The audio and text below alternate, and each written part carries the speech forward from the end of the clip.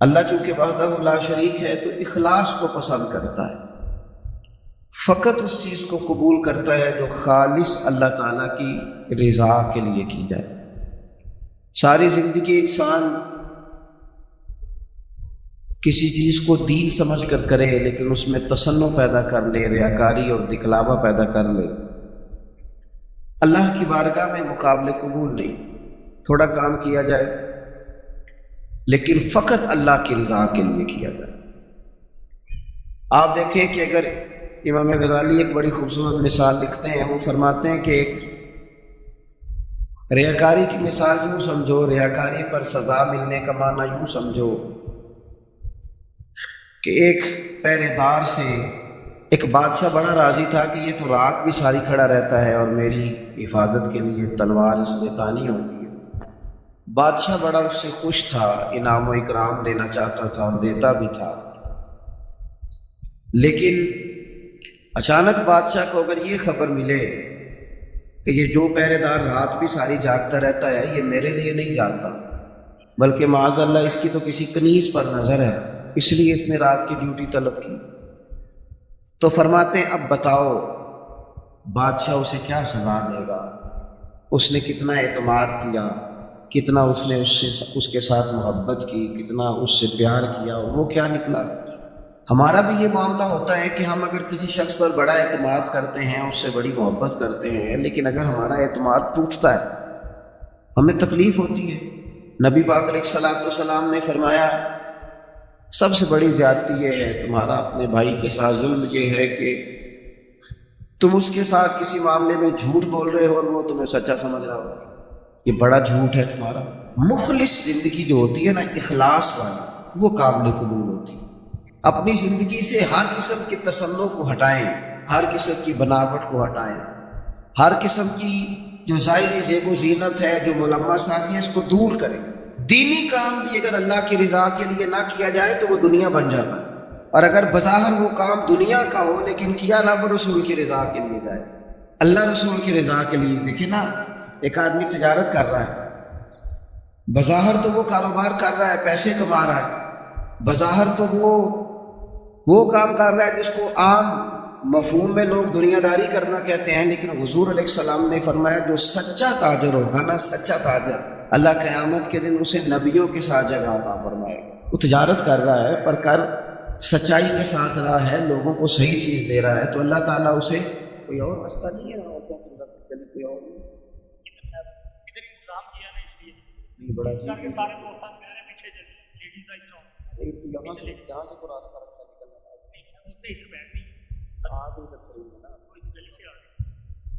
اللہ آپ کو سلامت رکھے۔ خواتین کے لیے کوئی الگ بندوبست ہو جائے گزرنے کا تو وہ اچھی بات ہے، اللہ آپ کو سلامت رکھے۔ چلے میں جو بات عرض کر رہا تھا اس پر آپ کی توجہ دلاتا ہوں کہ جب انسان کا مزاج یہ ہو کہ وہ اللہ کی رضا کے لیے، اب کوئی آدمی رزق حلال کمانے کو نکلتا ہے، محنت مزدوری کے لیے جاتا ہے، تو لوگ تو یہی سمجھیں گے نا کہ دنیا داری کر رہا ہے۔ ایک شخص نبی پاک صلی اللہ تعالیٰ علیہ وسلم کے سامنے سے گزرا، صحابہ بھی موجود تھے، تو جب وہ گزرا تو بعض لوگوں نے کہا دیکھو یہ کاش اللہ کے راستے میں جد و جہد کرتا، یہ تو دنیا داری کر رہا ہے۔ تو حضور نے فرمایا اگر اپنے بچوں کے لیے رزق حلال کمانے نکلا ہے پھر بھی اللہ کے راستے میں ہے، اور اگر اس لیے نکلا ہوا ہے کہ کسی کے سامنے ہاتھ نہ پھیلانا پڑے تو پھر بھی یہ اللہ کے راستے میں ہے۔ اور فرمایا اگر اس لیے نکلا ہے کہ اپنے بہن بھائی بال بچے ماں باپ دوست احباب کے ساتھ خیر کرے گا تو پھر بھی اللہ کے راستے میں۔ یعنی بظاہر وہ کام جنہیں لوگ دنیا کا کام سمجھتے ہیں، اگر اس میں بھی رضا الہی شامل کر لی جائے تو وہ کام دین بن جاتا ہے۔ اور اگر جس کام کو لوگ دینی کام سمجھ کے کریں لیکن اس میں تصنع آ جائے، بناوٹ آ جائے، لوگوں کو ذرا پتہ چل جائے، ذرا میری بھی فوٹو آ جائے، ذرا میرا بھی نام ہو جائے، تو آپ نے دینی کام نہیں کیا یا آپ نے دنیا داری کی۔ تو اپنی زندگی میں اخلاص، میں اکثر دوستوں سے کہتا ہوں کہ میاں بیوی بھوک میں بھی گزارا کر لیتے ہیں، تھوڑی وسائل میں بھی زندگی گزر جاتی ہے، شرط یہ ہے کہ ایک دوسرے کے ساتھ مخلص ہو۔ لیکن اگر خاتون کو پتہ چلے کہ میرے ساتھ مخلص نہیں ہے اور خامد کو پتہ چلے کہ میرے ساتھ مخلص نہیں ہے تو وہ گھر نہیں چلتا۔ تو اگر اخلاص نہ ہو تو ایک گھر نہیں چلتا تو پورا دین کیسے چلے گا؟ اپنی زندگی میں، اپنے مزاجوں میں اخلاص، بہت ساری ہماری پریشانیوں کا سبب ہمارا دکھاوا ہے. اور میں نے دیکھا ہے یہ جو دکھاوا کرنے والے ہیں بیچارے یہ بڑے ڈسٹرب لوگ ہیں، ذہنی طور پر شدید پریشان لوگ ہیں. دکھاوا کرنے والے بیچارے بڑی تکلیف میں ہیں کہ دیکھو یار میری فوٹو نہیں آئی. خود بتاتے ہیں اللہ کا شکر ہے جی میں فلانا کام بھی نیکی کا کرتا ہوں، بڑا کرم ہے جی فلاں خیر کیا. آپ کو یہ کیوں بتانا پڑا، اتنی پریشانی کیوں لگ گئی آپ کو؟ اگر آپ کرتے ہیں تو اللہ تعالیٰ اس کا اجر آپ کو عطا کرے گا. خود بخود آپ کو کیوں ایسا کرنا پڑا؟ اخلاص والی زندگی گزاریں، اپنے لہجوں میں اپنے لفظوں میں حسن اور صفائی لائیں. دیکھیں نبی پاک صلی اللہ تعالیٰ علیہ وسلم نے فرمایا قیامت کے دن کچھ لوگ بڑی نیکیاں لے کے رب کی بارگاہ میں حاضر ہوں گے، ان کے پاس بڑی نیکیاں ہوں گی، لیکن اللہ فرمائے گا تم نے نیکیاں تو کی تھیں پر کی تھی لوگوں کو دکھانے کے لیے. اب اس طرح کرو جن کو دکھانے کے لیے نیکی کی تھی انہی سے جا کے اجر مانگو، میرے لیے کی نہیں لہذا ان سے اجر مانگو جن کے لیے تم نے نیکی. بڑا سخت معاملہ ہے اور بڑا اذیت ناک مسئلہ ہے دکھاوے کا. یعنی کوئی بھی آپ کام کریں، آپ کسی کے شاگرد ہوں تو مخلص ہوں، کسی جگہ ارادت مند ہوں تو مخلص ہوں، کسی جگہ استاد ہوں تو مخلص ہوں، کسی جگہ آپ کی ذمہ داری تعلیم و تربیت کی ہو تو مخلص ہوں. اگر اخلاص نہیں ہوگا تو پھر ریاکاری کا سادہ ترجمہ اداکاری ہوتا ہے. پھر اداکاری بندہ کتنی کو کرے گا، تھک جائے گا. آپ مخلص ہو کر اپنا کام بھی صحیح کر کے کریں اللہ کی رضا کے لیے. یہ رشتہ داروں میں زیادہ لڑائیاں کیوں ہوتی ہیں؟ سارا چکر پروٹوکول کا، مجھے آگے نہیں کیا، میرا نام نہیں لیا. اگر اخلاص ہو جائے نا یار میں نے اللہ کی رضا کے لیے صلہ رحمی کرنی، تو پھر تو میرے نبی پاک نے فرمایا جو تم سے توڑے اسے جوڑو، جو تمہیں محروم کرے اسے عطا کرو. پھر تو انداز اور ہو جاتا ہے. اخلاص جو ہوتا ہے وہ اصل ہوتا ہے، اخلاص جو ہوتا ہے وہ حسن ہوتا ہے. اور نبی پاک علیہ السلام نے فرمایا مخلص ہو جاؤ، خالص ہو جاؤ اللہ کی رضا کے لیے، تمہارا تھوڑا عمل بھی تمہیں کفایت کر جائے گا، تھوڑا عمل بھی تمہارے لیے زیادہ ہو جائے گا. مخلص ہو جاؤ، تھوڑا عمل بھی فائدہ دے گا. لیکن اگر اخلاص نہیں تو پھر تو انسانی زندگی انتہائی کٹھن ہو جاتی ہے، وقت گزارنا مشکل ہو جاتا ہے. مخلص ہے نا جو بندہ تو وہ سادہ بھی ہے، جو مخلص ہے وہ چھپا ہوا بھی ہے. اور حضور نے فرمایا اسے مبارک ہو جسے تھوڑے لوگ جانتے ہیں، وہ بندہ ویسے ہی انفرادی ہو جاتا ہے. اخلاص اپنی زندگی میں، اپنے معاملات میں، اپنی روٹین میں. اس کو میں نے ایسے لوگوں کو دیکھا جو ٹیچر ہیں کسی ادارے میں، خود پتہ چل جاتا ہے انہیں کہ یار یہ بچہ کمزور ہے، غریب ہے، اس کے ماں باپ زیادہ اخراجات قبول نہیں کر سکتے، اٹھا نہیں سکتے. تو میں نے دیکھا ہے کہ وہ استاد سب اپنی جیب سے اس کا خرچہ دے رہے ہوتے ہیں. یہ اخلاص ہے. اگر مخلص ہو جائیں، منتظمین، معاونین، تو بہت سارے بچے جو تعلیم سے رہ جاتے ہیں وہ نہ رہیں، وہ پڑھ جائیں. ہم اگر مخلص ہو جائیں، اخلاص ہو جائیں، تو ہم بہت سارے لوگ ایسے ہوتے ہیں جن کو ساتھ لے کے چل سکتے ہیں، ان کے کاروبار سیٹ کرنے میں مددگار ثابت ہو سکتے ہیں. لیکن ہمارا تو خیال ہوتا ہے کہ کہیں ایسا نہ ہو کہ وہ بھی سیٹ ہو جائے تو میرے برابر نہ آ جائے. مخلص اگر ہو جائیں تو زندگی میں بڑے سارے لوگوں کا ہاتھ تھامیں گے، بڑے سارے لوگ ہوں گے جن کو لے کے چلیں گے. شرط اللہ کی رضا ہے، اللہ کی رضا شرط. اگر اللہ تعالیٰ کی رضا ہو. حضرت سعد بن ابی وقاص رضی اللہ تعالیٰ عنہ کہتے ہیں جب ہم قادسیہ کے علاقوں میں جنگ لڑ رہے تھے نا تو وہاں ایک شخص بڑا مہنگا مال غنیمت، بعض نے تو لکھا ہے کہ تاج سونے ہیرے لگے ہوئے تھے، بادشاہ کا تاج، وہ بندہ نہ ڈھونڈ کے لایا، مل نہیں رہا تھا، جنگ ہوئی تو ریتلا علاقہ تھا، تاج بادشاہ کے کہیں کھو گیا. تو ایک آدمی سادہ سا فوجی وہ تاج لے کے شام کو سپہ سالار کے خیمے میں داخل ہوا تو ان سے جب پوچھا گیا، وہ تاج انہوں نے پیش کیا، چہرے پہ کپڑا ڈالا ہوا تھا، تو ان سے پوچھا گیا کہ آپ بڑے امیر آدمی ہیں جو آپ نے بڑی دیانتداری سے یہ تاج واپس کر دیا. کہنے لگے نہیں، گزر بسر مشکل سے. تو کہا پھر آپ نے اتنا مہنگا تاج ہاتھ آیا تھا واپس کیسے کر دیا؟ کہنے لگے میں نے اپنے رب کو راضی کر دیا، دیانتداری اللہ کی رضا کے لیے دکھائی. اب وہ واپس جانے لگے تو ان کو آواز دے کے پوچھا گیا نام ہی بتاتے جائیں، قبیلہ ہی بتاتے جائیں. یہاں تو آپ کو پتہ تصویریں بھی لگتی ہیں، اخبار بھی آتے ہیں، فیس بک بھی چلتی ہے، فلانے کو بھی پتہ چل جاتا ہے، بورڈ بھی لگتے ہیں، پھٹیاں بھی، یہاں تک کہ لوگ مسجد کی ٹائلوں پہ بھی نام لکھوا لیتے ہیں برائے صالح صاحب. وہ فرشتوں کو پتہ ہے کس کے لیے کیا ہے، پتہ ہے جس نے اجر دینے اسے. آپ کس حساب سے نام لکھوا رہے ہیں؟ پتہ ہے اللہ کو جس نے اجر دینا ہے اس کو جانتا ہے. تو ان کو آواز دے کے کہا گیا نام ہی بتا دے. تو وہ صحابی کہنے لگے جس رب رسول کے لیے میں نے یہ کام کیا وہ میرا نام بھی جانتے ہیں، باپ کا نام بھی جانتے ہیں، قبیلہ بھی جانتے ہیں. اپنی زندگی اگر تھوڑی سی ان چیزوں سے باہر آ جائے گی تو تکلفات سے باہر آئے گی، زندگی سادہ ہو جائے گی۔ لوگ اذیت سے، یہاں تو جناب محفلوں میں لوگ پھول دینے لگتے ہیں، ٹھہر جاؤ بھئی، آپ کو دستہ دینے لگے دے دو، ٹھہرو کیا ہو گیا، کہنے ذرا کیمرے سیدھے ہو لگ ہو بھائی، پھول پیش کرنے ہیں تو وہ بھی کیمرہ سیدھا کر لو، اس کے بعد پیش کر لو۔ اور کیمروں کی دنیا اور کیمرے کی آنکھ، اسی میں زندہ رہنا ہے کیا؟ زندگی تو باہر ہے، زندگی تو وہ ہے جو حقیقت میں ہے۔ اخلاص اپنی زندگی میں پیدا کریں، اپنے بہن بھائیوں کے ساتھ، اپنے گھر میں، اپنے دوست احباب کے ساتھ، اپنے دین کے ساتھ، اپنے ملک کے ساتھ، اپنی ملت کے ساتھ اخلاص پیدا کریں، مزاج خلوص والا ہو، للہیت والا ہو۔ ہم مسلمان ہیں، ہمیں یہ والا سبق نہیں پڑھایا گیا کہ دنیا میں کھا لو پی لو موج کر لو یہی ہے سارا کچھ۔ ہمیں تو کہا گیا ہے کہ تم یہاں کوئی خیر کرنے آئے ہو، اخلاص کے ساتھ رب کو راضی کرو، واپس لوٹنا ہے، اس کی بارگاہ کی طرف واپس جانا ہے، جزا سزا کا فیصلہ ہوگا۔ لہذا یہاں کوئی خیر کا کام کرنے آئے ہیں، یہاں طے شدہ بات ہے کہ کوئی پکا رہنے کے لیے نہیں آیا، سب نے لوٹنا، تو اپنے لوٹنے کی تیاری کرے، اس کے لیے شرط اخلاص، اس کے لیے شرط مخلص ہونا۔ بڑے سارے غریب لوگ ایسے ہیں جنہوں نے اپنے دکھ نہیں وہ بتاتے، انہوں نے چھوڑ دیے۔ بڑے سارے سفید پوش ایسے ہیں جو تکلیف میں آتے ہیں کسی سے بات نہیں کرتے، کیوں؟ انٹرویو بڑا لمبا دینا پڑتا ہے، کاغذات ہی بڑے دکھانے پڑتے ہیں، پوچھ ہی بہت گہری ہوتی ہے، تفصیلات ہی بڑی دینی پڑتی ہے۔ حالانکہ رب نے جب ہمیں دیا تھا تو اتنی تفصیلات نہیں جانی تھی، پوچھی تھی، حکم نہیں دیا تھا، وہ تو خیر جانتا ہے سارا کچھ، لیکن اس نے اتنے سوال جواب جو جس ذریعے سے ہمیں دیے وہ ذریعہ اتنے سوال و جوابوں والا نہیں تھا۔ ہم جب لیتے ہیں تو پھر ماحول اور ہوتا ہے، اور جب دینا پڑتا ہے تو حالانکہ وہ کہتا ہے وَمِمَّا رَزَقْنَاهُمْ يُنْفِقُونَ، اس میں سے خرچ کر جو میں نے تجھے دیا ہی میں نے، اب اس میں سے دے۔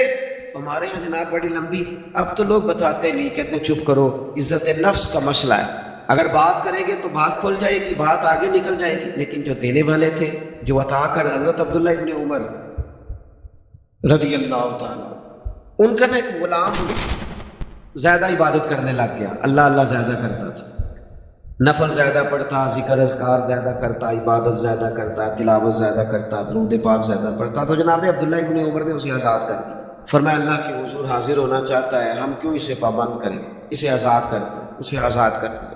ایک اور غلام نے سوچا کہ یار یہ تو بڑی بات ہے، اس نے بھی اللہ اللہ شروع کر دیا، حضرت عبداللہ ابن عمر نے اسے بھی آزاد کر دیا۔ اب وہ غلاموں نے کام پکڑ لیا، نفل پڑھتے، آپ اسے آزاد کر دیتے۔ ایک دن آپ کے بیٹے کہنے لگے بابا جان یہ آپ کو دھوکہ دیتے ہیں، بعد میں پتہ نہیں پانچوں بھی پڑھتے ہیں کہ نہیں، آپ کے سامنے یہ نفل پڑھتے ہیں، بڑے سجدے کرتے ہیں، آپ آزاد کر دیتے ہیں، آزادی کے بعد پتہ نہیں کیا کرتے ہوں گے، دھوکہ دیتے ہیں۔ حضرت عبداللہ ابن عمر نے بڑی ہی اعلیٰ بات کر دی، رب کے بندوں کی یہی شان ہوتی ہے۔ فرمانے لگے یہ مجھے رب کے نام پہ دھوکہ دیتے ہیں، میں تیار ہوں دھوکہ کھانے کے لیے، اس نام پر میں دھوکہ کھانے کو۔ یہاں لوگ بڑے بڑے ناموں پہ دھوکے نہیں کھاتے، تیرا پلاٹ مہنگا بیچ دوں گا، لوگ دھوکہ کھا نہیں جاتے، تو جمع کرا تیرے 100 کے 250 ہو جائیں گے، کھاتے نہیں۔ دولت کے نام پہ بھی دھوکے کھاتے ہیں نا لوگ، اقتدار کے نام پر بھی تو دھوکے کھاتے ہیں نا۔ تو کہا اگر اللہ کا نام لے کر یہ مجھے دھوکہ دینا چاہتے ہیں تو میں دھوکہ کھانے کو تیار ہوں۔ اخلاص پیدا کریں زندگی کے اندر، للہیت پیدا۔ آپ اتنے سارے لوگ آئے ہیں، اگر ہم 50-60 لوگ بھی کسی ایک علاقے میں مخلص ہو جائے نا، اور ہمارا ذہن بن جائے کہ ہم نے اخلاص کے ساتھ اس علاقے کی خدمت کرنی ہے، علاقے کے مسائل کو دیکھنا ہے، آپ تو ماشاءاللہ بہت زیادہ ہے، میں کہہ رہا ہوں 40-50 لوگ بھی ہوں، تو وہ گلی سے گزر رہے ہوتے ہیں تو گاڑی جو ہے وہ کسی کھڈے میں لگتا ہے، ٹائر تو اس پہ تبصرہ ہوتا ہے، ساری حکومت کوئی کام نہیں کرتی، دیکھو کھڈے کھڈے نے، حالانکہ وہ 10 منٹ کا کام ہے، گاڑی سائڈ پہ کی جائے، ایک دھابڑا ایک کئی اسے پکڑا جائے اور کھڈے کو بند کر دیا جائے۔ اور وہ میں نے تو دیکھا ہے کہ جو 4 کروڑ روپے اپنے گھر پہ لگاتا ہے وہ 10 لاکھ روپیہ گلی پہ لگانے کو تیار ہی نہیں ہوتا، ساری گلی میں پانی کھڑا ہے۔ ہم ساری زندگی تبصروں میں وقت گزارتے ہیں، گفتگو میں وقت گزارتے ہیں، ہم نیک نظر آنا چاہتے ہیں، نیک بننا نہیں چاہتے، ہم چاہتے ہیں ہماری شہرت ہو جائے، ہم نیک لوگ، لیکن نیکی کرنی نہ پڑے، خیر والا کام ہے اسے کر گزریں اور اللہ کی رضا کے لیے کر گزریں۔ یہ مساجد کے بعد، مدارس کے بعد اکثر علماء کے نام لکھے ہوتے ہیں، بانی اور محتمم، چلو وہی ہوگے، ہوتا بھی ہے ایسا، لیکن اس بندے کا بھی بڑا کردار ہوتا ہے جو اس میں ڈھیر سارا حصہ ملا جاتا ہے اور ساتھ یہ بھی کہہ جاتا ہے میرا نام نہ لے آپ، وہ بھی بڑا مخلص ہوتا ہے، وہ بھی بڑا بانی ہوتا ہے جو کہہ جاتا ہے میرا ذکر کرنا سارا میرے ذمے لگا دیں آپ، لنگر کا خرچہ ساری محفل کا دے دوں گا، میرا نام نہ لینا، اس سے دل ٹھنڈا رہتا ہے، اس سے طبیعت ٹھنڈی رہتی ہے۔ لیکن اگر فون پہلے ہی چل پڑے، میں آ رہا ہوں، میں کیا کر رہا ہوں، اور جناب دیکھنا میں انقلاب برپا کر دوں گا، تو بھئی آپ گرج رہے ہیں، برسنے کی امید ذرا تھوڑی ہے۔ جو برستے ہیں ان کو گرجنے کی ضرورت ہے، وہ تو کام کر کے گزر جاتے ہیں۔ بات زیادہ نہیں کرنی، بس میں ختم کرنے لگا ہوں، آپ نے توجہ کرنی ہے۔ اپنی زندگی جب اخلاص والی ہوتی ہے نا تو مخلص، یہ کیسے ہو سکتا ہے کہ آپ کسی کے ساتھ مخلص نہ ہو اور پھر آپ دعویٰ کریں وہ مخلص ہو جائے؟ یہ کیسے ہو سکتا ہے؟ آپ پہلے مخلص بنے، پھر باقی لوگ بھی آپ کے ساتھ مخلص ہو جائیں گے۔ ہم چاہتے ہیں ساری دنیا میرے ساتھ مخلص رہے۔ وہ امام غزالی رحمۃ اللہ علیہ سے پوچھا ایک شخص نے کہ مخلص دوست نہیں ملتا، تو فرمانے لگے چل تو ہی مخلص ہو جا، تو ہی مخلص ہو جا۔ ہم یہ چاہتے ہیں میرے ساتھ سارے لوگ سچ بولیں اور میں کسی کے ساتھ بھی سچ، تو یہ ہو نہیں نہ سکتا۔ مجھے ہر دکان سے سودا خالص ملے اور جو میں بیچ رہا ہوں وہ میں خالص، بھئی ایسے ہوتا نہیں نا، یہ تو ممکن نہیں نا۔ تو اپنی زندگی میں اخلاص، امام ابو نعیم کہتے ہیں کہ ایک 100 گھر تھا پورا مدینہ شریف میں، تھوڑی سی آبادی ہوتی تھی، 100 گھر تھا جس میں 2 وقت کھانا بھی ملتا تھا، کپڑے بھی بچوں کے، دیگر اخراجات بھی، 100 گھر کو، اور سالوں ملتا رہا پر پتہ نہیں تھا کون دے جاتا۔ سالوں وہ کھانا پانی بچوں کے خرچے آتے رہے پر پتہ نہیں تھا دے کے کون جاتا۔ پھر اچانک ایک دن ایسا آیا کہ وہ کھانا بھی آنا بند ہوا، وہ ساری چیزیں بند ہوئی، لوگ پریشان ہوئے، ڈسٹرب ہوئے، تکلیف بڑھی۔ ایک دوسرے سے پوچھنے لگے تیرے گھر بھی نہیں آ رہا؟ اس نے کہا نہیں آ رہا۔ تیرے گھر 100 تو گھر تھا۔ پھر کہا پتہ کرو کب سے نہیں آ رہا، تو پتہ چلا 18 محرم سے میرے گھر نہیں آیا لنگر۔ 18 گھر سے، وہ کہنے لگا 18 محرم سے میرے گھر بھی نہیں آیا۔ وہ جب غریبوں نے تاریخیں ملائیں 100 گھروں نے، تو 18 محرم سے ہی لنگر بند ہوا۔ پتہ کرو 18 محرم کو کیا ہوا، تو پتہ چلا 18 محرم کو امام زین العابدین کا انتقال ہوا۔ 18 محرم کو امام صاحب کا وصال ہوا۔ وہ 100 گھروں میں کھانا پہنچاتے تھے، خرچہ اٹھاتے تھے، چہرے پہ کپڑا پہن کے رکھتے تھے، کوئی پوچھتا آپ کون ہے تو ناراض ہو جاتے تھے۔ انہوں نے خدمت کی اخلاص سے، لیکن پھر حالت یہ ہو گئی کہ لوگ ان کو جانتے تھے، یاد کرتے تھے، ان کے لیے روتے تھے۔ اپنی زندگی اخلاص والی کریں، اس میں للہیت پیدا کریں۔ آپ تھوڑا کام کریں لیکن ریاکاری سے، تسنع سے۔ میں تو دیکھتا ہوں، بڑی مہربانی کی بات سنیں، کیا مسئلہ ہو گیا، اطمینان سے سارے دوست تشریف، اللہ آپ کو لمبی زندگی صحت والی دے گا۔ میں تو دیکھتا ہوں لوگ اپنے والدین کو حج پہ بھیج کے لوگوں کو بتاتے ہیں میں نے بھیجا ابا جی کو حج پہ، تو ابا جی آپ کہتے بھائی جان آپ نے بھیجنا تھا، اب یہ بتانے کی کوئی ضرورت ہے؟ فلاں کے ساتھ میں نے نیکی کی، بھئی اگر آپ اتنے پریشان تھے تو پھر نہ کرتے۔ یہ چیزیں آزمائش میں ڈال دیتی ہیں، اپنے تکلیف میں آ جاتے ہیں، یار یہ نام لے رہا ہے۔ وہ ہمارے ایک جگہ ختم شریف تھا تو میں ایک جگہ حاضر ہوا اصالہ ثواب کی تقریب میں، تو وہ کہنے لگے یہ آپ نے جب دعا مانگنی ہے نا ختم شریف پہ، تو یہ بھی بتانا ہے کہ 50,000 روپے ہم نے مسجد میں دیا ہے، اور یہ اتنا کچھ جو ہے وہ ہم نے اور بھی خدمات کی ہیں، یہ والد صاحب کے لیے نا ذرا بول دیجیے گا۔ تو میں نے انہیں کہا ٹھیک ہے، دعا مانگ دی، میں نے کہا جو پڑھا پڑھایا ہے۔ وہ بعد میں مجھ سے کہنے لگے آپ نے بتایا نہیں، میں کہ کنوں دسنا سر؟ کہنے لگے وہ ذرا، میں نے کہا خدا کے بندے ابا جی کیا دے گئے آپ کو زندگی پوری ہوئی؟ کہنے لگے بڑا کچھ۔ تو میں نے کہا انہوں نے بھی مسجد اعلان کرایا تھا کہ میں بچوں کو زمین دے کے جا رہا ہوں، گھر دے کے جا رہا ہوں، تو کہاں اعلان کرایا تھا؟ کہنے لگے نہیں۔ تو میں نے کہا تو 50,000 دے کے اعلان کرا تھا، پھر کیا مطلب چکر میں پڑ گئے؟ اس سے تو کوفت پیدا ہوتا ہے۔ اپنی زندگی اخلاص والی کرنی ہے، اس میں للہیت پیدا کرنی ہے، اور کوشش کریں کہ عمل ضرور کوئی نہ کوئی کرے۔ 3 باتیں میں نے آپ سے کرنی ہیں آخر میں، اور ان پر آپ نے عمل کرنا ہے، کریں گے انشاءاللہ تعالی۔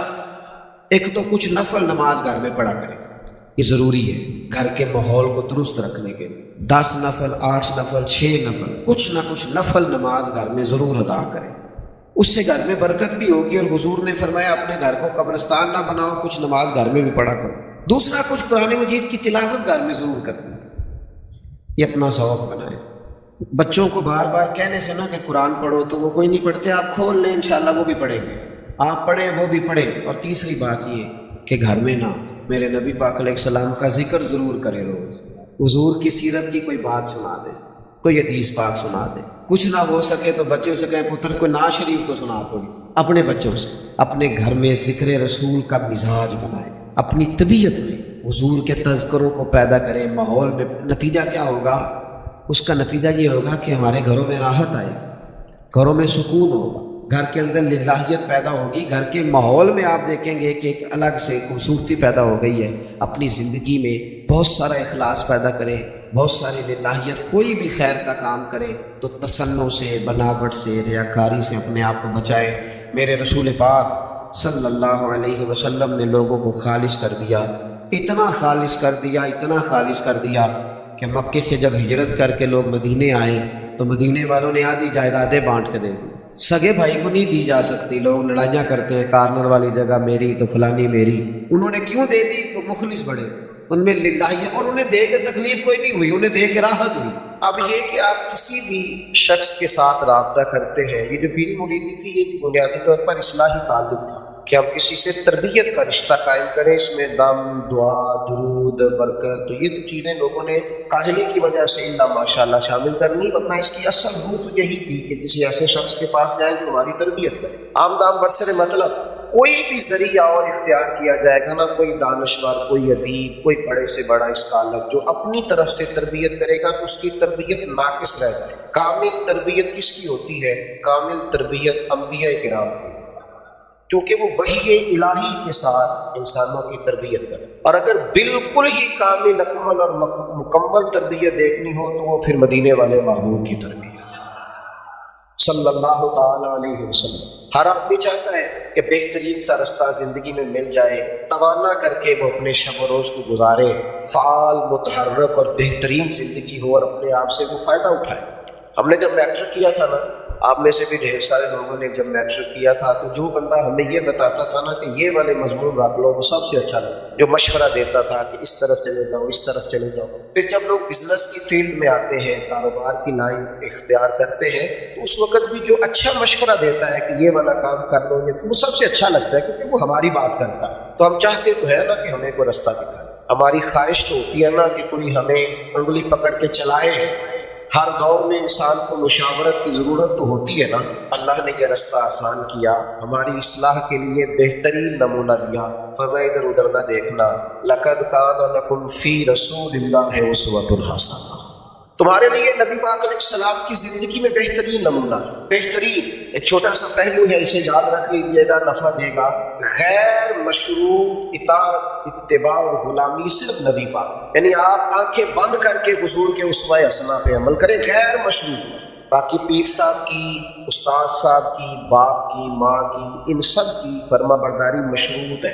اگر شریعت کے مطابق حکم دیں گے تو فرما برداری کی جائے گی، اور اگر شریعت کے مطابق حکم نہیں دیں گے تو فرما برداری نہیں کی جائے گی۔ لیکن چونکہ نبی پاک کا ہر فعل شریعت ہے، مسکرا دینا بھی دین ہے اور جلال فرما دینا بھی دین ہے۔ نبی کریم علیہ السلام کا عطا کرنا بھی دین ہے، اور کسی شخص کو کسی اور حکمت کی طرف پھیر دینا یہ بھی دین ہے۔ تو تمہارے لیے بہترین نمونہ ہے نبی پاک کی زندگی میں، بہترین۔ آج کل سب سے زیادہ کمزوری ہمارے نوجوانوں میں، جس کی اس چیز کی اصلاح کی بہت زیادہ ضرورت ہے، وہ یہ ہے کہ مستقل مزاجی نہیں۔ صبح ایک پروگرام بناتے ہیں، دوپہر ہونے سے پہلے نیا بنائیں، شام کو کوئی اور سوچ آنے لگتا ہے۔ مستقل مزاجی نہیں، کسی کام میں بھی ٹھہراؤ نہیں۔ 4 دن نماز شروع کی تو تہجد بھی شروع ہو گئی، اور پھر چھوڑی تو 5 بھی گئی۔ مستقل مزاجی اتنی بڑی ضرورت ہے کہ نبی کریم صلی اللہ تعالی علیہ وسلم نے ارشاد فرمایا، سید عائشہ روایت کرتی ہیں، حضور فرمانے لگے اللہ کو وہ عمل زیادہ پسند ہے جو تھوڑا کیا جائے پر روز کیا جائے۔ مستقل مزاج۔ اب یہ جو آیت کریمہ ہے جو میں نے تلاوت کی، بڑی معروف ہے، آپ میں سے ڈھیر سارے لوگوں کو آتی ہو۔ یہ آیت اگرچہ اپنے عموم پر ہے لیکن نازل ایک خاص موقع پہ ہوئی۔ یہ غزوہ خندق کا موقع تھا، سارے کافر بیک وقت مدینہ شریف پہ حملہ آور ہو گئے، 10,000 کا کم و بیش لشکر اکٹھے ہو کے مدینے میں حملہ۔ سردی کڑاکے کی تھی، قحط پڑا ہوا تھا، اب اتنے بڑے لشکر کا مقابلہ کیسے کریں؟ اللہ کرے آپ موبائل کم دیکھیں اور میری بات زیادہ سنیں، آمین تو کہیے گا، دعا کیے نا، دعا میں تو شامل ہونا چاہیے۔ اب کیسے مقابلہ کریں؟ تو مختلف صحابہ نے مختلف رائے دی۔ حضرت سلمان فارسی رضی اللہ تعالیٰ عنہ عرض کرنے لگے، یا رسول اللہ، ہمارے علاقے میں خندق کھودی جائے، بڑی خندق جس کو تیز دوڑنے والا گھوڑا کراس نہ کر سکے، وہ خندق کھودتے ہیں۔ اب دھوپ میں اور سردی میں خندق کھودنا کوئی معمولی کام، چھوٹی سی بات ہے، مجھ سے کوئی ناراض نہ ہو جائے۔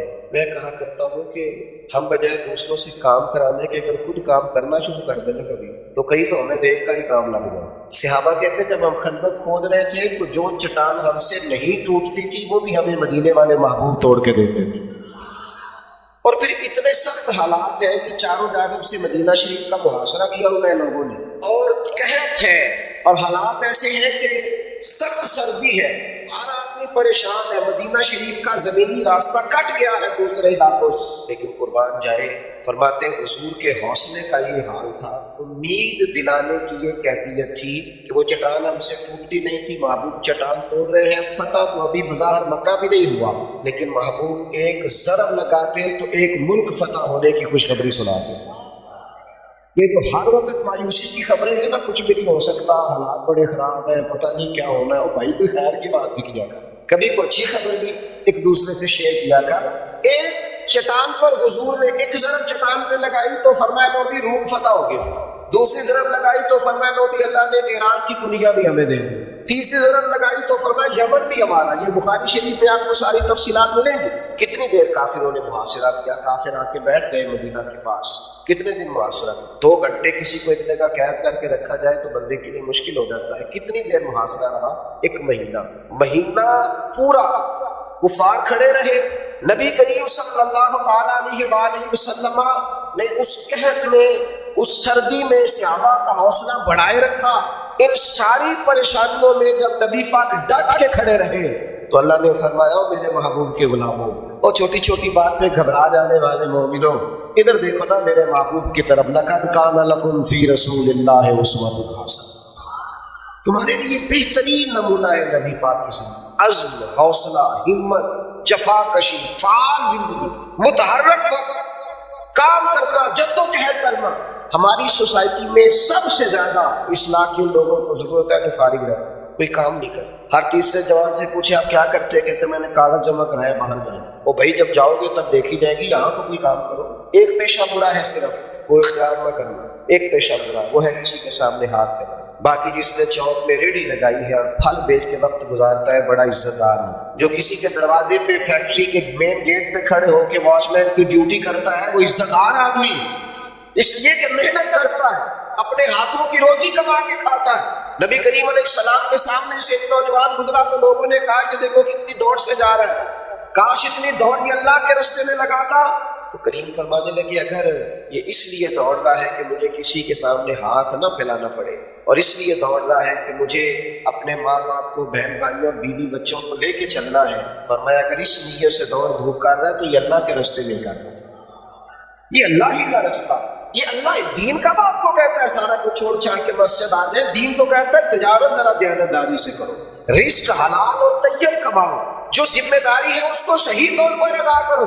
استقامت سب سے بڑی ضرورت ہے۔ وہ ایک دوست مجھے کہنے لگے میں بڑی کام کیتے نے جڑا کرنا پیچھے رہ جانا، میں نے کہا کیا ہو تو کوئی کام نہیں کرنا، ایک ہی کرنا اور صحیح کر کے کرنا، ایک ہی کرو۔ پتھر پہ پانی پڑے متصل تو بے شبہ گھس جائے پتھر کی سل۔ آپ نے اپنے واش روم کے اندر کبھی آپ کو لگے نا کہ کوئی ٹوٹی کوئی نالی لیک ہو گئی ہے اور قطرہ قطرہ پانی گر رہا ہے تو کچھ دنوں کے بعد دیکھیے گا نیچے سوراخ ہو جاتا ہے، حالانکہ پانی سوراخ لیکن مستقل گرے تو پانی بھی سوراخ کر دے۔ تو بھیا آپ مستقل مزاجی اختیار کریں، جدوجہد کریں۔ اور دوسری بہت بڑی ضرورت ہماری سوسائٹی کو، ہمارے معاشرے کو ہے خودداری، عزت نفس۔ دوسروں کے پاس لاکھوں مال ہے، جو کروڑوں مال ہے وہ اس کا ہے، ہمیں جو ہمارے رب نے دیا ہے وہ بڑا شان سے دیا، وہ بڑی عزت سے دیا ہے۔ نبی کریم علیہ السلام کا اگر ہم اسوہ حسنہ دیکھیں تو ہمیں اندازہ ہوگا کہ نبی پاک علیہ السلام نے خودداری کو پروموٹ کیا ہے۔ یہ جو گداگری ہے، یہ دوسروں کے مال پر توجہ دینا ہے، یہ دوسروں کے پیسے پر جینا، یہ کسی اور کا خیال کرنا، کسی مالدار کی گاڑی کے پیچھے بھاگنا، اسلام اسے سخت ناپسند ہے۔ حضور فرماتے ہیں جس شخص نے بغیر ضرورت کے کسی کے سامنے سوال کیا وہ قیامت میں اس طرح آئے گا کہ اس کے چہرے پر گوشت نہیں ہوگا۔ یہ ہاتھ پہ یہ مانگ کتنا لمبی لسٹ بن گئی ہے مفت خوروں کی، کتنی بڑی تعداد ہے جو کوئی کام نہیں کرے۔ وہ خدا کے بندو، حضور علیہ السلام نے فرمایا سب سے بہترین روزی وہ ہے جو تم اپنے 2 ہاتھوں کی محنت سے کما کے کھاتے، سب سے پسندیدہ روزی۔ ہمیں ضرورت ہے اس بات کی۔ ہمارے ساتھ ایک دوست پڑھا کرتا تھا تو یہ 3 مہینے کی چھٹیاں نہیں ہوتی اسکولوں میں، تو وہ کیا کرتا، وہ والد صاحب غریب تھے اور کچھ ضعیف زیادہ تھے، وہ کیا کرتا کہ وہ اب تو خیر مجھے پتہ نہیں کیا روٹین ہے، لیکن ہم جب اسکول میں پڑھتے تھے تو 3 مہینے کی چھٹیوں میں کام بھی 6 مہینے جتنا مل جاتا، ساری کتابیں لکھ کے لے آتے، تو وہ پہلے 8 دنوں میں دن رات کر کے سارا چھٹیوں کا کام ختم کرتا، پھر وہ مستریوں کے ساتھ مزدوری کرنے لگا۔ تو کچھ لوگ اس پر اعتراض بھی کرتے ہیں کہ کیا تجھے مسئلہ ہے، پیسے جوڑنے کا شوق ہے؟ تو ایک دن پھر اس نے بتایا، کہنے لگا والد صاحب بوڑھے ہیں اور میں جوان ہوں، اب میرا ان سے خرچہ مانگنے کو دل نہیں کر، میں اتنا جوان ہو کے اپنے باپ کو تکلیف دوں، میں اب بڑا ہوں، اب میں ان کو کچھ دوں۔ یہ خودداری، یہ کیفیت ملت کے جوانوں میں پیدا ہونا بڑا ہی ضروری ہے۔ ہم آہستہ آہستہ وہاں پہنچ گئے ہیں کہ بہت بڑا طبقہ ان لوگوں کا ہے جو کوئی کام نہیں کرتے، جدوجہد نہیں کرتے، ہمت نہیں کرتے، کوشش نہیں کرتے۔ سوسائٹی میں بڑی اشد ضرورت ہے کہ نوجوانوں کا مزاج محنت کا بنے، جدوجہد کا بنے، کاوش کا، کوشش کا بنے۔ اب دیکھیے حضور کی بارگاہ سے جب بھی کوئی آیا ہے، جناب جابر ابن عبداللہ فرماتے ہیں میں نے نبی پاک سے بڑا سنا ہے پر میرے پاس نہیں ہے، یہ میں نے نبی پاک سے نہیں سنا۔ لفظ لا کبھی حضور کی زبان پر ایسا کوئی محبوب کہیں ہوگا نہ کہیں ہے، بیٹھا ہے چٹائی پہ مگر عرش نشی ہے، اور ملتا نہیں کونین کو کیا کیا تیرے در سے، ایک لفظ نہیں ہے جو تیرے لب پہ نہیں ہے۔ اور فاضل بریلوی فرماتے ہیں واہ کیا جود و کرم ہے شہ بطحا دے، اور یہ ترکیب دیکھیے جو شعری ذوق رکھتے ہیں وہ ذرا انداز دیکھیں، واہ کیا جود و کرم ہے شہ بطحا، نہیں سنتا ہی نہیں۔ اب اللہ کرے آپ کو ذوق ہو تو آپ اس کو سمجھیں، نہیں سنتا ہی نہیں، مانگنے والا تیرا حضور جو آپ سے مانگتا ہے وہ نہیں سنتا نہیں۔ حضور ہر ایک کو عطا کرتے، لیکن ایک نوجوان آ گیا، اس نے عرض کی حضور مجھے کچھ دیجیے، جوانوں اور ملت کے جوانوں غور سے سننا بات، یا رسول اللہ کچھ دیجیے، تو حضور تو سب کو دیتے ہیں، اسے بھی حضور نے دیا پر ذرا اور رنگ سے دیا۔ فرمایا تیرے پاس کچھ نہیں؟ اس نے کہا یا رسول اللہ گھر میں ایک پیالہ ہے اور ایک کمبل ہے، کوئی بندہ اتنا غریب نہیں اس پوری اتنے بڑے مجمع میں کوئی نہیں ہوگا جس کے گھر میں ایک ہی کمبل اور ایک ہی پیالہ، کوئی بھی نہیں ہوگا، لیکن ہماری غریبیوں کے رونے بڑے اونچے اونچے، اس کی غربت کا یہ عالم، ایک پیالہ اور ایک کمبل۔ کریم نے فرمایا لے آؤ، وہ لے آیا۔ سرکار نے فرمایا کون خریدے گا؟ ایک شخص نے کہا 1 دینار، ایک نے کہا 2 دینار۔ حضور نے 2 دینار میں کمبل اور پیالہ بیچ ڈالا، فرمایا جا 1 دینار کا کھانا لے جا اور 1 دینار کا کلاڑا خرید کے۔ وہ کلاڑا خرید کے لایا تو تھا بڑا نصیبوں والا، اس کلاڑے میں دستہ نبی پاک نے دستے مبارک سے لگایا اور فرمایا جا کے جنگل سے لکڑیاں کاٹ اور بیچ، کھا بھی اور کھلا بھی اور پلا بھی، جا 15 دن نظر نہ آنا، اپنی دنیا آپ پیدا کر اگر زندوں میں۔ اور اقبال کہنے لگے غیرت ہے بڑی چیز جہان تو دو، پہناتی ہے یہ فقر کو تاج سردارا، محنت کریں، جدوجہد کریں۔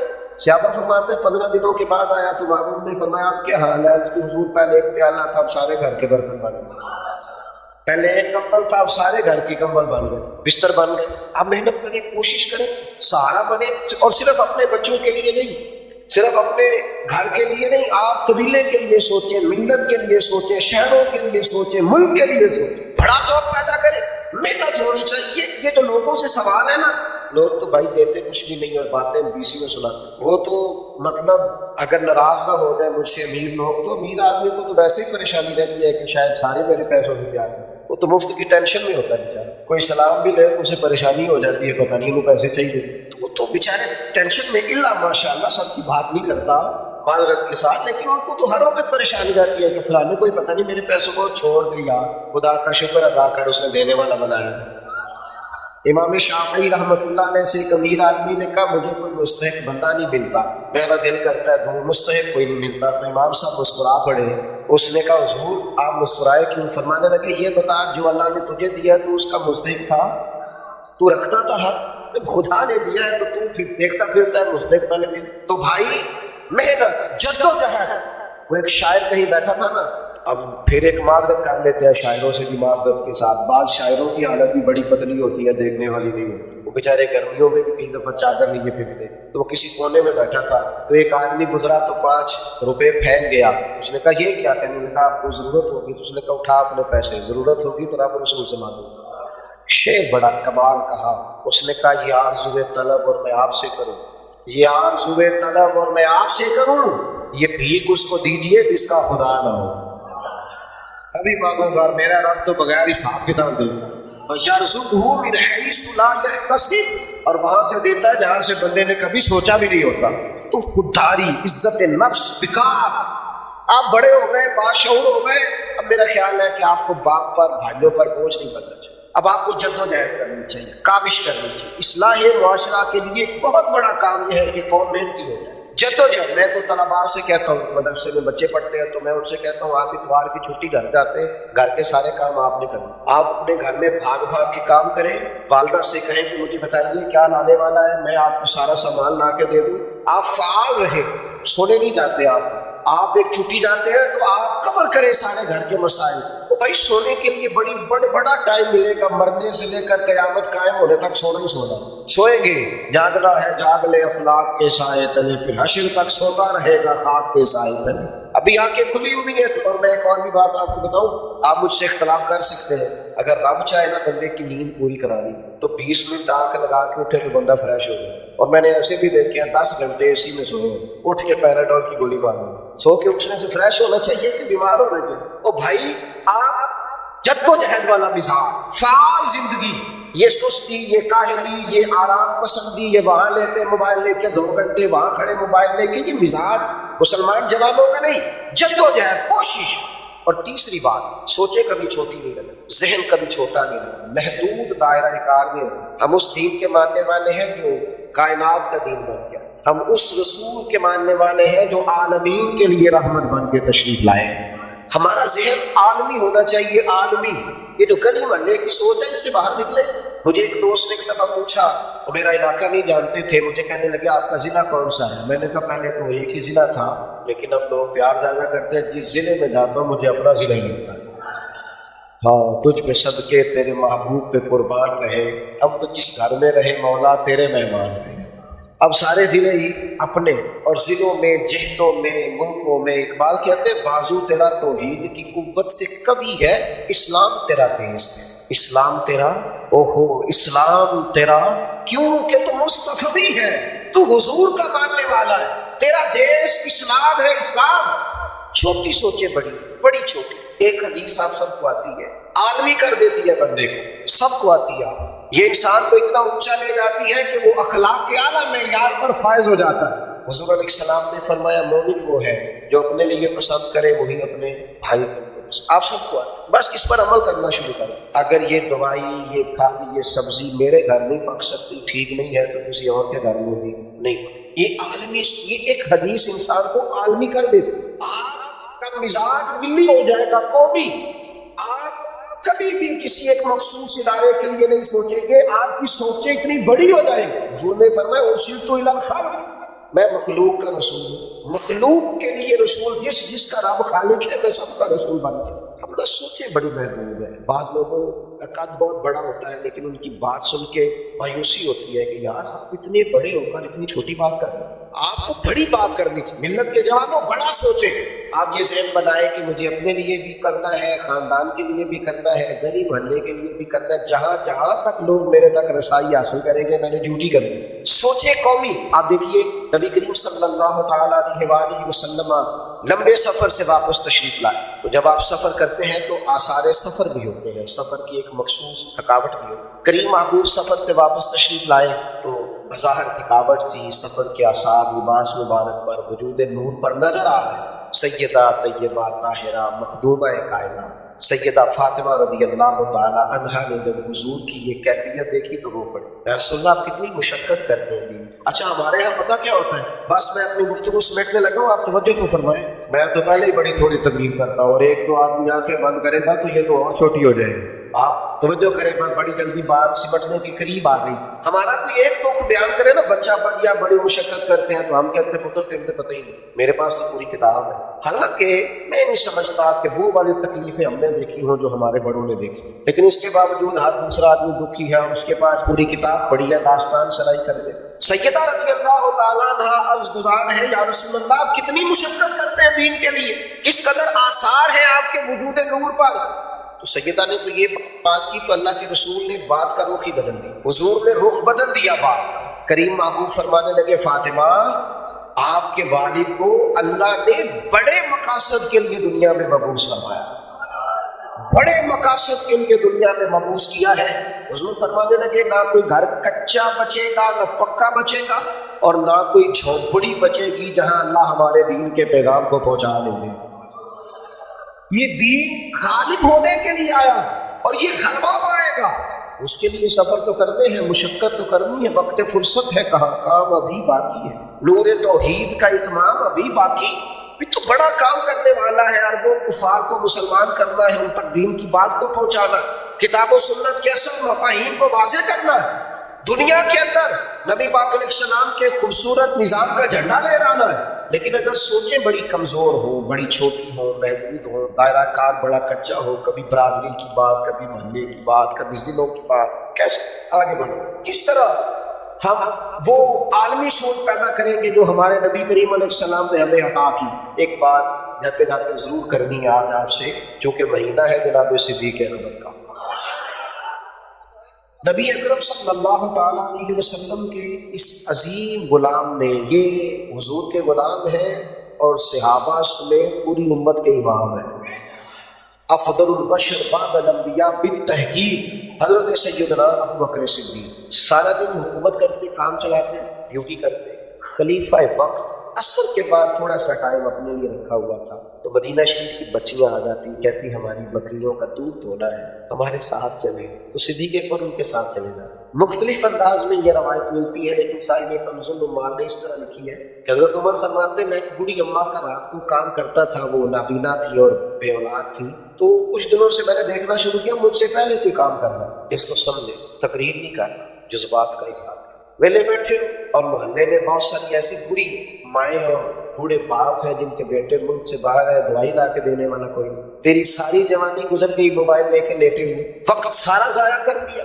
کتنوں کے کام آ سکتا تھا، کتنوں کے لیے تو بہتری کر سکتا۔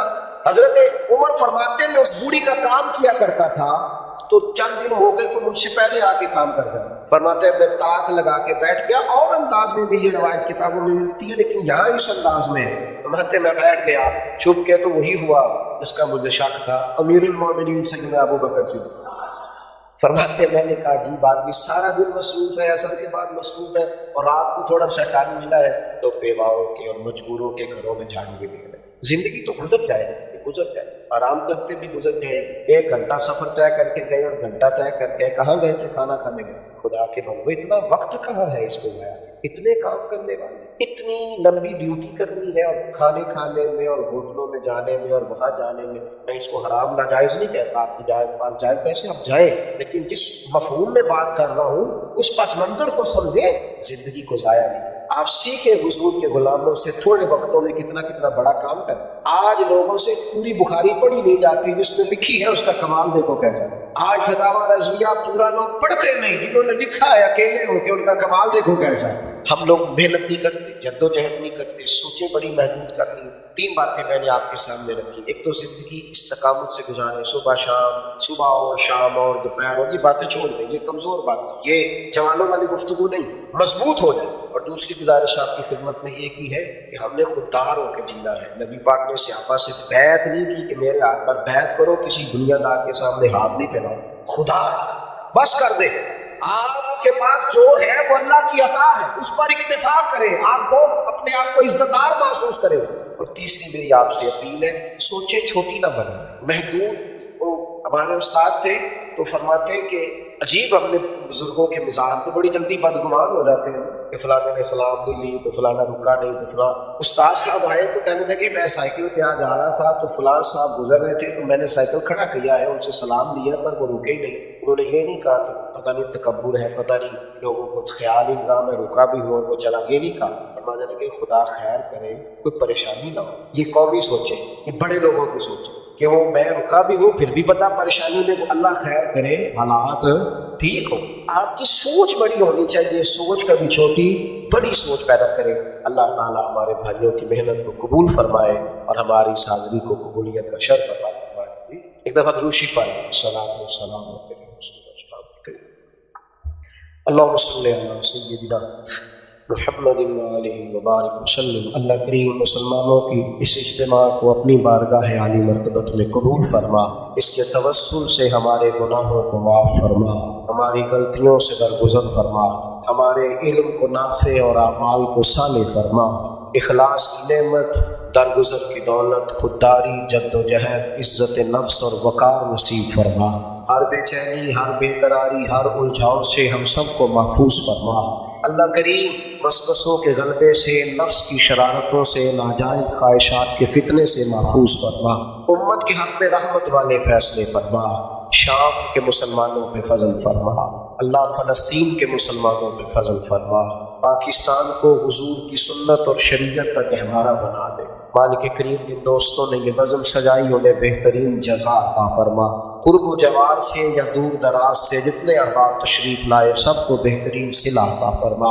اللہ کریم دنیا ہو یا آخرت ہو ہماری پردہ پوشی فرما، ہماری پردہ پوشی فرما، ہماری پردہ پوشی فرما۔ اللہم انا نسألک العفو والعافیۃ فی الدین والدنیا والآخرہ۔ رب اغفر وارحم وانت خیر الراحمین، وصلی اللہ تعالی علی حبیبہ محمد